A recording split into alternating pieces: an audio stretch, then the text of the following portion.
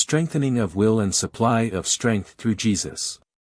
BD number 7762. December 2, 1960. I must always remind you to consider that you are too weak on your own to release yourselves from your physical shell for good. First of all, you cannot muster the will to release yourselves from my adversary because he keeps your will in a weakened state and, by yourselves, you lack the strength to turn it to me whom you fail to recognize because you are totally unenlightened. Thus, the will needs to be strengthened first, and this can only be done by one, Jesus Christ, the Redeemer of the world, for through his death on the cross he acquired the blessings of a stronger will for you.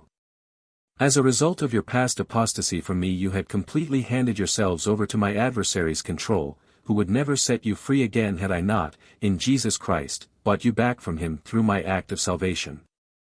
If you therefore don't want him to be entitled to you anymore, you are able to release yourselves from him, but you need strength to do so. First, you need a stronger will, and then you also need the supply of strength to put your will into action.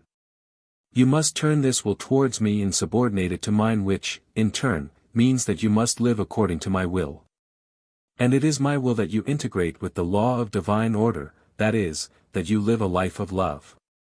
However, your state of embodiment as a human being is not a state of strength and light. You are weak creatures which still live in spiritual darkness, which are unaware of their original state, of their relationship with me, and of the meaning and purpose of their life on earth. You will never be able to arise from of this imperfect state, you will never regain the original state, without my supply of strength which, because of Jesus' act of salvation, is abundantly at your disposal, because I myself died for you at the cross in the man Jesus in order to help you remedy your weakness, in order to illuminate for you the path to me and to guide you across all obstacles, if this is what you want.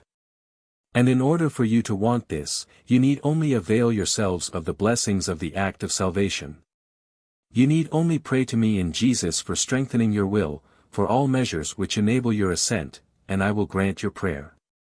Every prayer you send to Jesus Christ for your salvation of soul will be granted, and no person can go astray who, with faith in the act of salvation, entrusts himself to him, appeals to him for forgiveness of his sin and for support to reach the goal, the release from his material shell, which is the result of his past apostasy from me.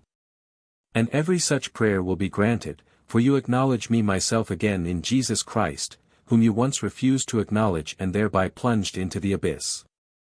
But you will not accomplish this work of redemption yourselves, you will never have the strength to detach yourselves from the adversary, you will forever remain in his power if you are not helped by the one who shed his blood for you, if you don't take the path to him and thus also to me, who will truly release you from his control.